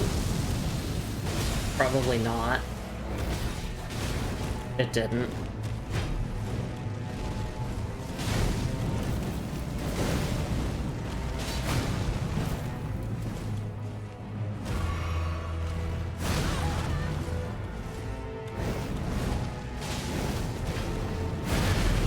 Stripped of the grace of I gold still have to get the timing on that. in the embrace of Mesmer's flame. For Night Rain, the game basically just pauses for anyone who gets grabbed. Okay. I will look over my Wondrous Physic options again, because I don't really... let me see. Temporarily boosts max HP... Restore time... nearby allies? That could help with Warren Scent. I just haven't been bothered enough to... like, actually change these around. Just keep it on something that's, like, generically good no matter what I'm doing. This Poise, Spontaneous Guard. Don't care about elemental attacks. Likely break enemy stances. Okay. Charge attacks, consecutive attacks for stronger. Okay, yeah, I mean a bunch of these do sound very good.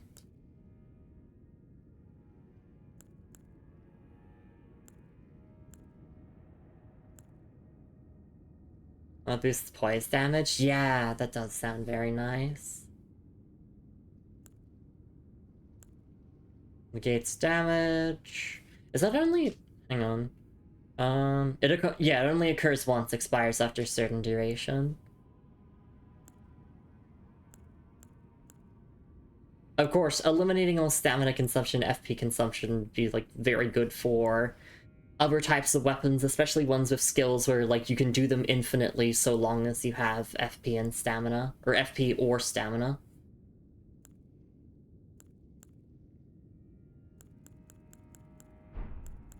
Yeah, I'm happy with what I've got right now. Free stamina FP lost, like, 8 seconds, I think. Oh, okay.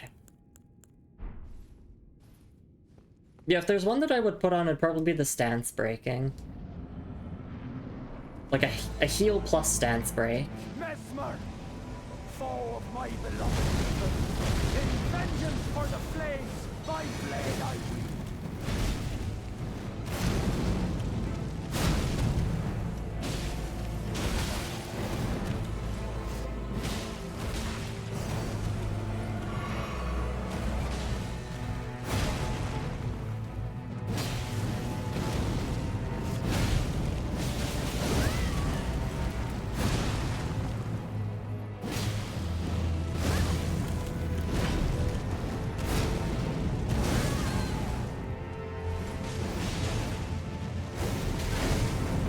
Yeah, that's the multi-thrust.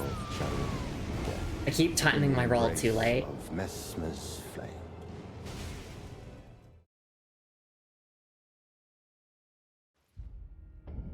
Okay, really weird. I know I'm weird for doing this, but I'm gonna simulate a run back to give myself just a quick mental reset. I mean, we could read item descriptions as a mental reset, but we've already we've read all of ours. Let's just imagine the run back is from, like, here. Oh, by my lord, will I ever make sense of this jumble? Freya, we'll get to you once we're done with Mesmer. We're gonna do the stuff with Onspock and Freya after Mesmer. It's like, now that we've started the Mesmer fight attempts, we might as well get it done with.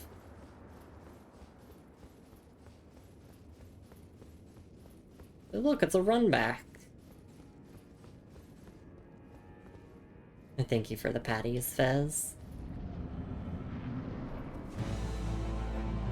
Mesmer, foe of my beloved people, in vengeance for the flames, my blade I wield. I really fucking want Hornsent to bring him over here. I don't want to fight in that cramped-ass entrance.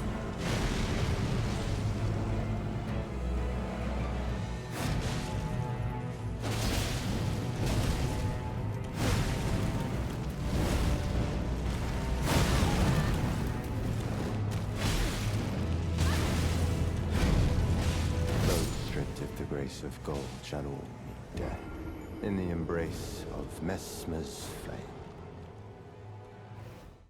It's interesting that he's still loyal to his duty despite everything.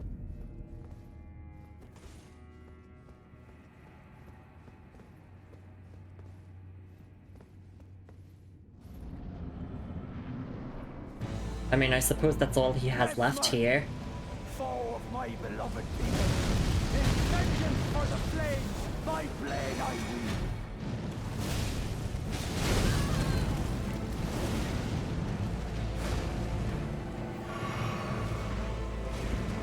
Please come over here, Horn-san.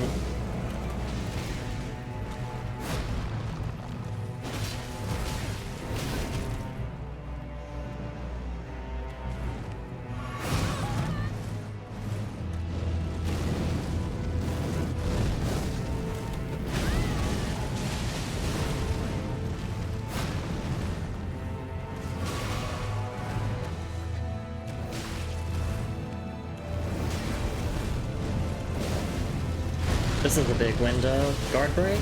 Nope.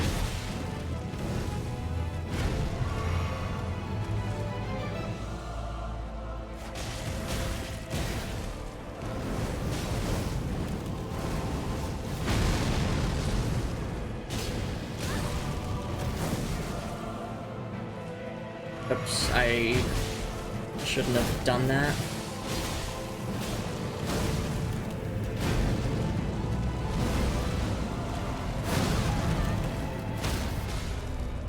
Thank you, Horn Son.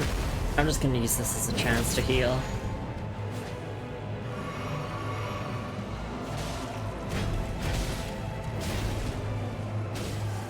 Okay, nice.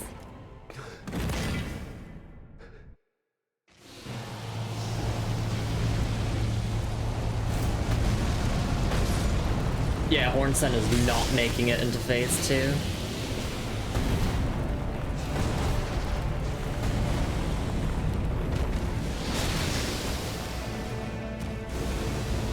This is the big move.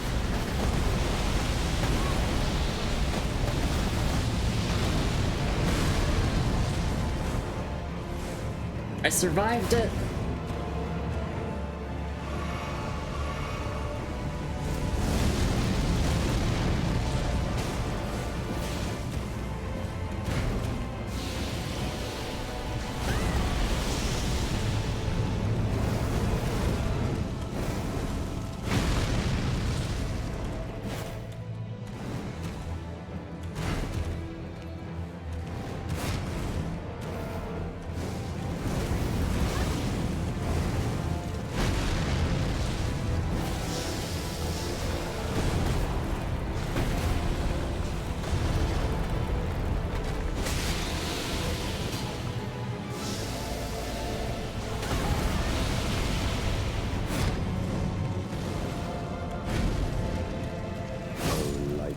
Creature, embrace thine oblivion, as shall I. Ah, that was a really good attempt. Oh. Yeah, getting close. That nearly matched our first attempt. It's always the first attempt that goes well, and then everything after is worse until you win. Alright, I'm gonna summon and run to the middle. I'm like, please.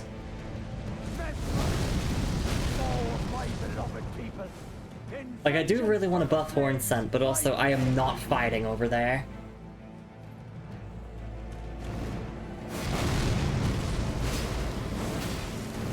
I don't want to buff myself, of course.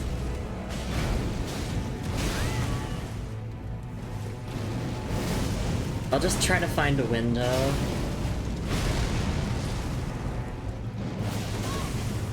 Restricted the grace of gold shadow death in the embrace of Mesmer's flame.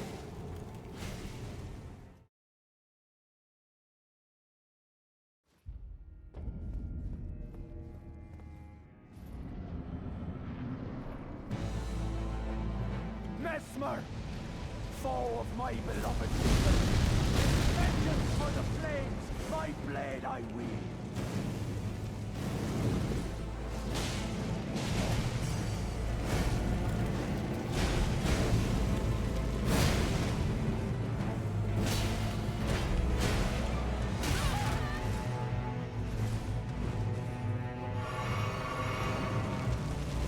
Oh, if that's the grab, I'm dead? No, I live.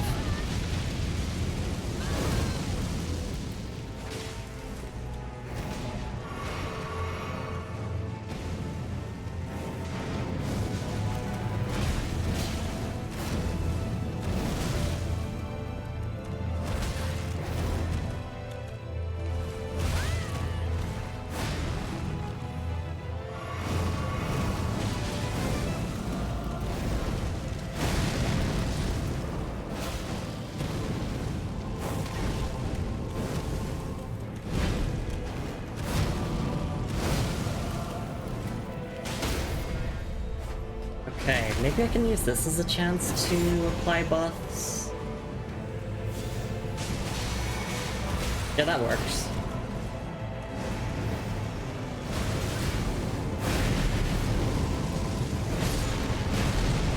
lost Horn Scent though. Yeah, even I died to that combo, so I don't blame him.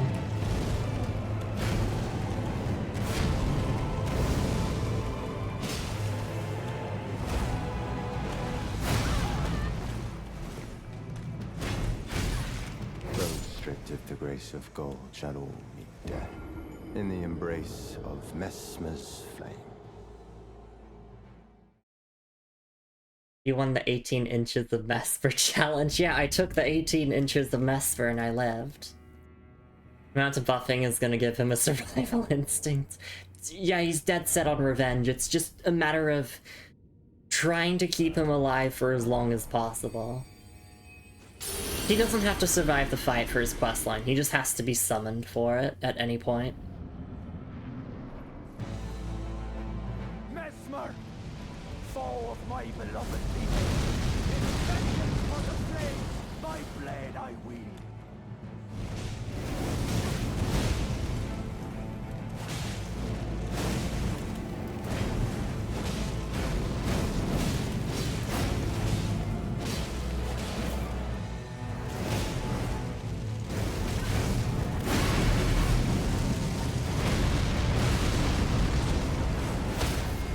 There we go.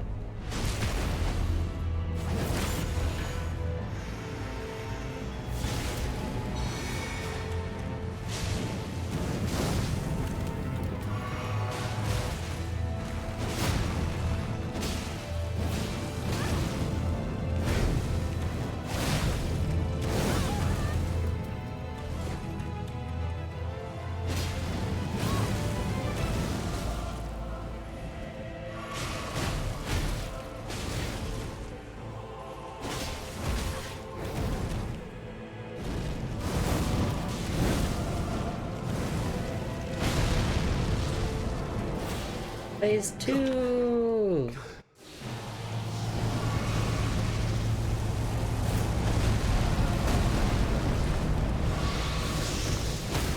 The Horn Scent made it into phase 2! Good job!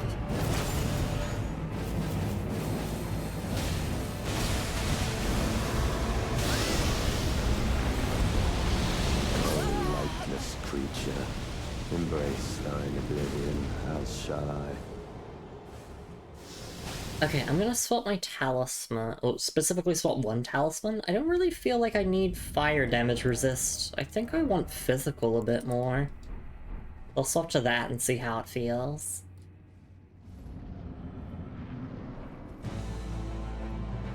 Mesmer, foe of my beloved people, in vengeance for the flames, my blade I wield.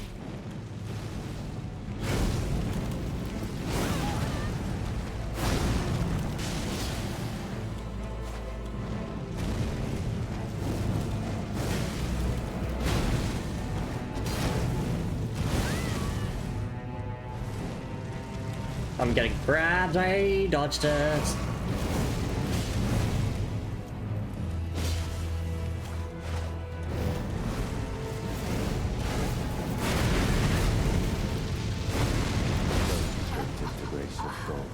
For the blessings of old Marika, let me dodge that for once.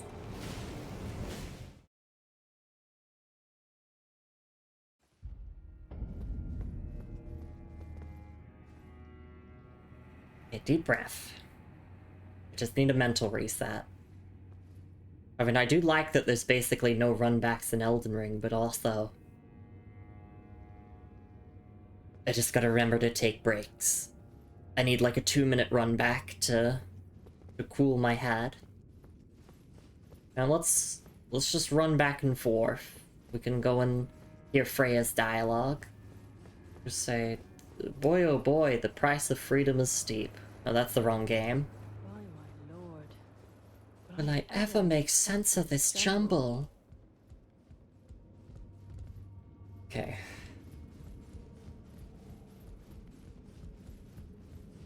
Just, I'm doing zoomies real quick.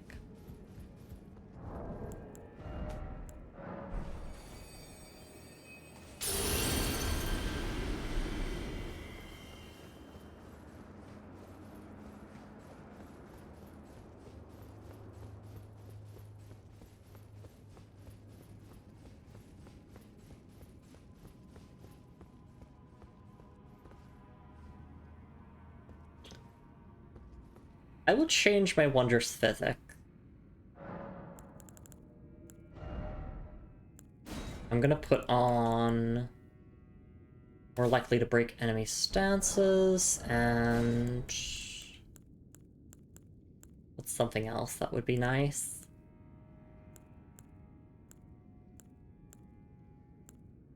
Enhanced charge attacks. You don't have to change it. But no, here's the thing though, Alex, right? I'm not even getting to the point where I need to drink it. I'm not even surviving to use it as a healing item. Why should I use it as a healing item if I'm not surviving? Let me at least try this for this attempt. And if I really need the extra healing, I can do that. Foe of my beloved people, in vengeance for the flames, my blade I wield.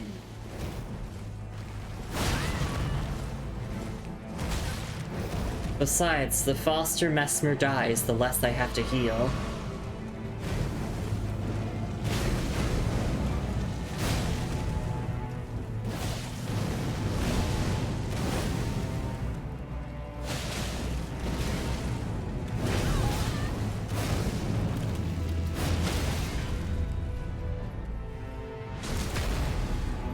Stance break, less 30 seconds may not be ideal. Oh, okay, for the very start. Restricted the grace of God shall all meet death in the embrace of Mesmer's flame. Alright, I will probably drink it in phase 2 then, I think.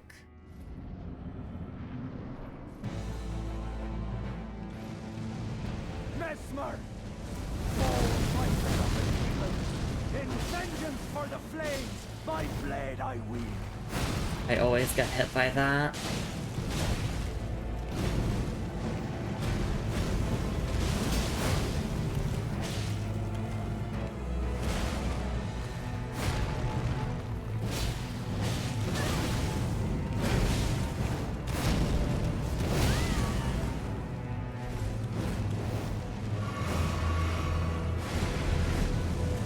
Yeah, Ornsen is fucking dying. He's not making it to phase 2.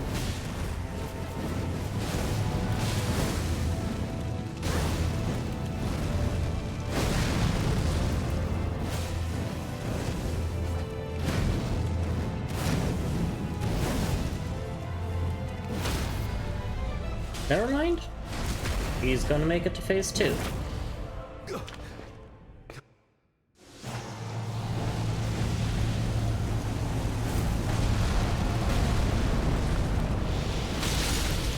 Holy fuck! The damage there.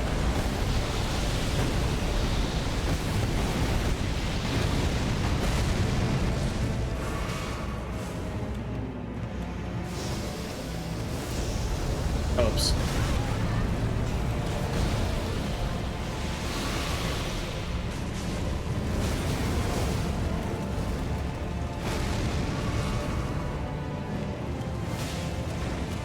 Yeah, he's gone.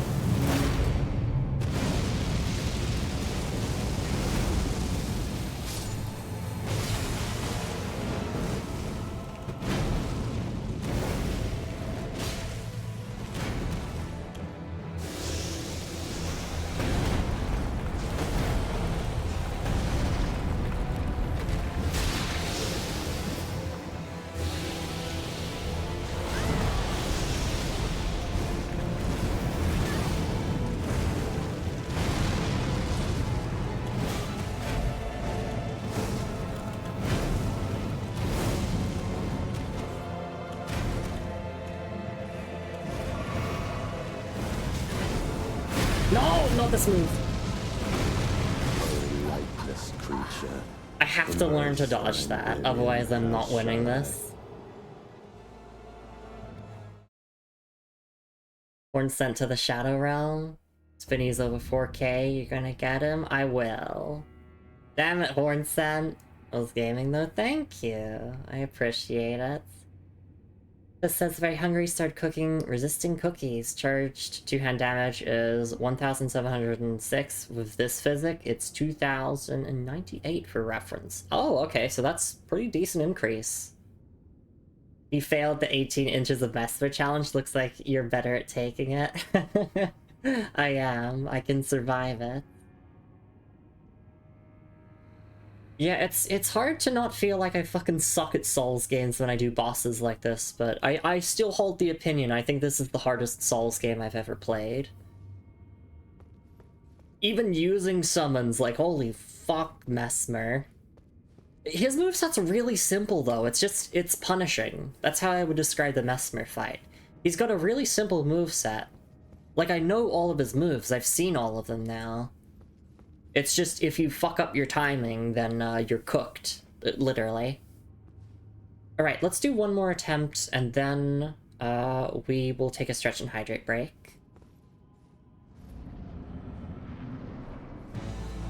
But thank you for believing in me, everyone. And Hornscent.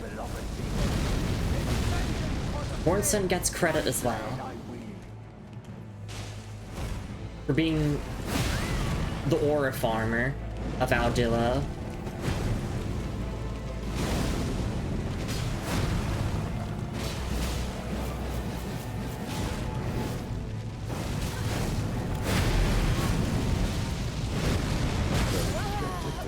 Okay, how am I meant to dodge the multi-thrust there? It's... Do I have to strafe to the side? Or, I mean, I guess if I tried backing off, then maybe it could whiff. I don't know how to dodge that.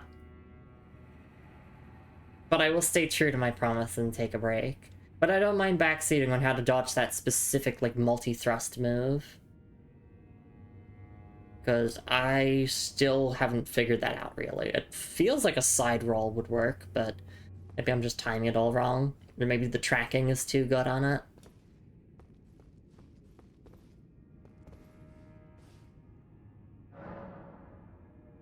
Alright. Yeah. Go for a little stretch and hydrate break. I just need a quick mental reset, and we'll probably get Mesmer before the end of this stream, surely. Surely, right? Right? We've gotten close multiple times, it's just I have to know how to dodge that multi-thrust combo.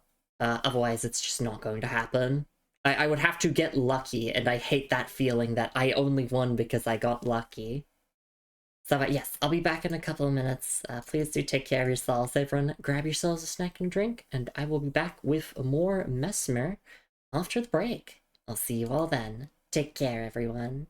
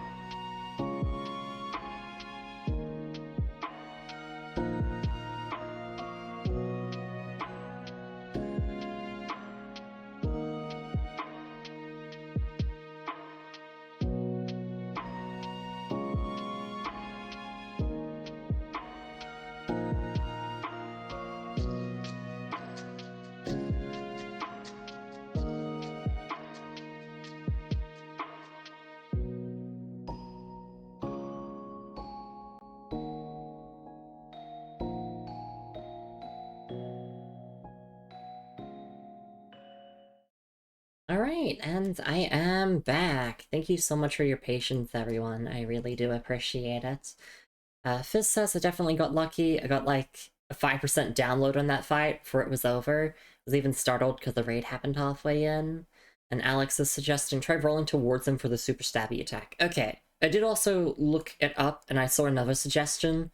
As someone saying to roll into the spin part of the attack and then just start running away from the thrusts, if possible. And then obviously just naturally dodging the rest. So I'll try rolling into it, I'll try running away from it, I'll just try both of those, let's see whichever one is like... Look, whichever one helps me survive is the only one I care about. I don't have to do this fight hitless. I am not trying to do this hitless. I just have to live. I guess I could use this thing called a shield, but... I forget to use my shield in boss fights in Souls games. Like, I use my shield for the scrub enemies, but never for the bosses. For real. Alright. Rune Arc for good luck.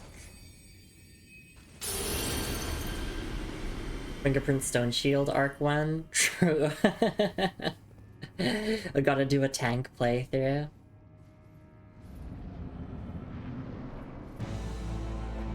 Mesmer, foe of my beloved people, in vengeance for the flames, my blade I wield.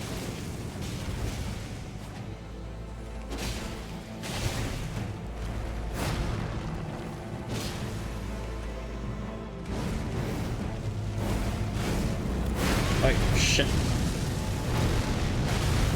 Well, I lived it, so... I wasn't mentally prepared for it. I was like, oh yeah, that move will come out later. Nope. He just immediately fucking went into it.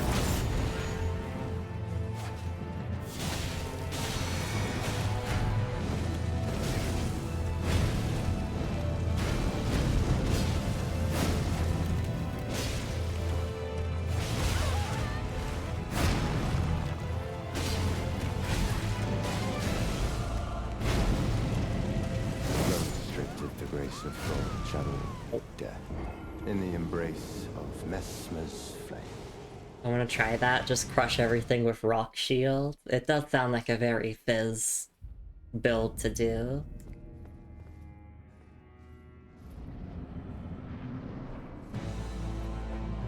Mesmer, foe of my beloved people, vengeance for the flames, my blade I wield. Ow. That was horrible. Ugh. In the embrace of Mesmer's flame. This mean to do a giant shield, tiny daggers run? Utility belt of different daggers? Yeah.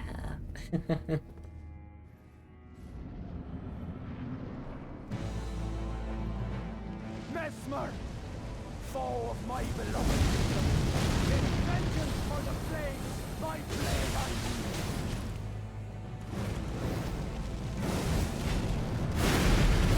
Oh yeah, that does work. Okay, yeah, no, there we go. The flurry attack's a joke. Oh, here it is again! Oh wait, no, sorry, it's a different move.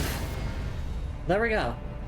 Okay, no, Mesmer's gone. Like, I got the 100% download now. He's fucking gone.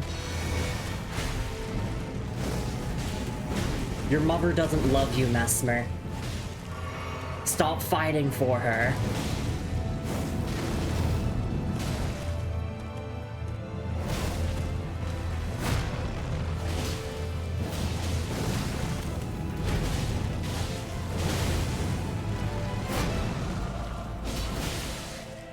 Oh, bleed proc. That's awesome. Okay, place your bets. Does Horn Scent survive this?